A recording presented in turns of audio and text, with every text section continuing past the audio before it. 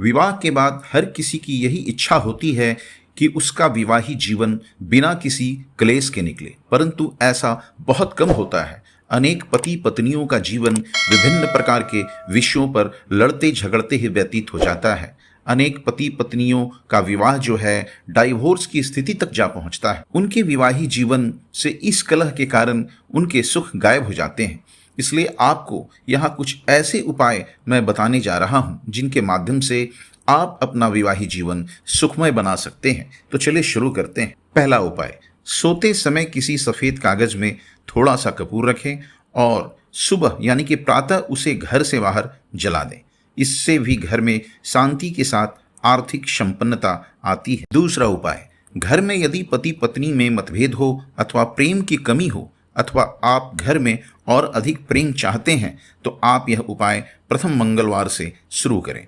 प्रत्येक मंगलवार को आप सुंदरकांड का पाठ आरंभ करें या आप इसे ऑडियो पर भी आप सुनें। इस उपाय से घर तो सुरक्षित रहता ही है, साथ ही प्यार भी बढ़ता है। यदि कोई मतभेद हो तो वह भी जल्द से जल्द समाप्त हो जाता है। तीसरा उपाय, संध्या के समय घर में किसी को भी अपने बिस्तर पर नहीं होना चाहिए। घर के प्रत्येक कक्ष में यानी कि हर एरिया में रोशनी अवश्य कर दें, परंतु यदि घर में कोई बीमार व्यक्ति है तो वह संध्या के समय बिस्तर से भले ना उठ पाए, लेकिन बिस्तर पर लेटा ना रहे।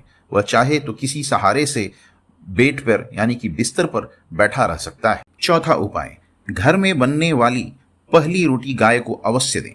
पहली थाली प्रभु को व दूसरी थाली पितरों को अर्पित कर गाय को खिलानी चाहिए। इससे प्रभु कृपा के साथ हम पर पितरों की कृपा भी बनी रहती है। पांचवा उपाय, घर में यदि कोई भी नई वस्तु अथवा सामग्री आती है तो उसे सबसे पहले मंदिर में प्रभु को अर्पित जरूर करें। छठा उपाय, यदि घर में किसी भी प्रकार का क्लेश यानी कि झगड़ा झंझट रहता हो तो आप आटा जो पिसवाते हैं सदैव यानी कि हमेशा शनिवार को ही पिसवाएं। उसमें 100 ग्राम काले चने भी मिलाएं। आजकल के युग में तो लोग आटा कम ही पिसवाते हैं, बाहर से रेडीमेड पैकेट ले लेते हैं, तो आप उसमें भी आप 100 ग्राम काले चना यानी कि काला चना पिसवाकर आप मिला दें। इस उपाय से आपके घर में जो क्लेश है उसकी समाप्ति के साथ आर्थिक स्थिरता आपकी बहुत जल्द आपके निवास स्थान पर आएगी। सातवां उपाय, शनिवार मंगलवार व गुरुवार को कभी भी नाखून न काटें और न ही बाल अथवा शेविंग करें। आठवां उपाय, सप्ताह में एक बार घर में नमक मिले पानी से आप जरूर पोछा लगाएं और शुक्रवार को आप पानी में आप कपूर को उबाल कर जो पोछा लगाते हैं उस पानी में मिला दें और उससे आप अपने घर में पोछा लगाएं। नौवां उपाय, यदि पति पत्नी में आपसी मतभेद हमेशा बनी रहती है तो 3 टिकिया कपूर व थोड़ा सा सिंदूर पत्नी जो है सिराहने रखे और सुबह स्नान के बाद कपूर को घर की देहरी पर जला दे और सिंदूर को किसी तांबे के बर्तन में यानी पात्र में गुड़ मिश्रित जल में मिलाकर सूर्यदेव को अर्पित करें। आप इस उपाय को शुक्ल पक्ष में ही करें और लगातार 1 सप्ताह तक करें। आप स्वयं परिवर्तन महसूस करेंगी, परंतु इस पूरे सप्ताह आप आपस में कोई संबंध न बनाएं। 10वां उपाय, यदि विवाह हुए काफी समय हो गया हो और बच्चा न हो रहा हो तो आप किसी शुभ समय में अभिमंत्रित संतान गोपाल यंत्र को घर में आप स्थान दें और लगातार 16 गुरुवार व्रत रखकर पीपल व केले के वृक्ष की सेवा करें। फिर महीने यानी कि फिर मासिक से ठीक 13वीं रात्रि में आप भोग करें। प्रभु कृपा से आपको अवश्य ही संतान होगी। और हमने जो अभिमंत्रित संतान गोपाल यंत्र जो बताया, अभिमंत्रित जो है आप किसी भी मंत्र से इस यंत्र को आप अभिमंत्रित कर सकते हैं। 11वां उपाय, यदि किसी संतान की पत्रिका में अल्प आयु योग है तो पिता को देव गुरु की सेवा करनी तथा गुरुवार का व्रत भी रखना चाहिए।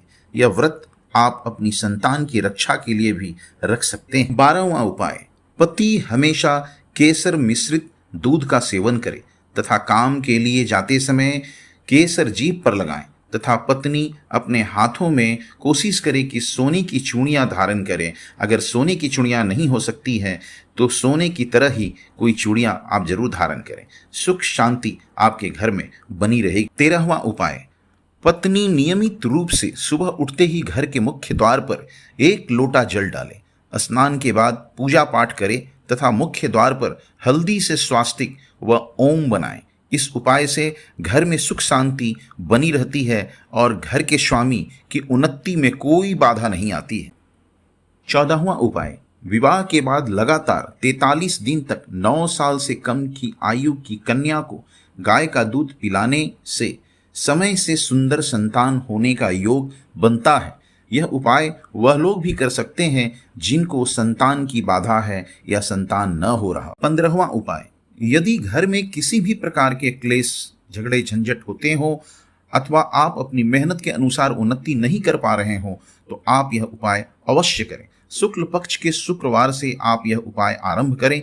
इस दिन आप प्रातः स्नान कर सफेद वस्त्र धारण करें, कम मीठे सफेद चावल बनाएं, उन्हें किसी बड़े बर्तन में निकालकर उसमें कुछ गुड़ अथवा भूरा तथा कुछ शुद्ध घी मिलाकर सफेद गाय को खिलाएं। इस प्रकार आप लगातार 21 शुक्रवार यह उपाय करें।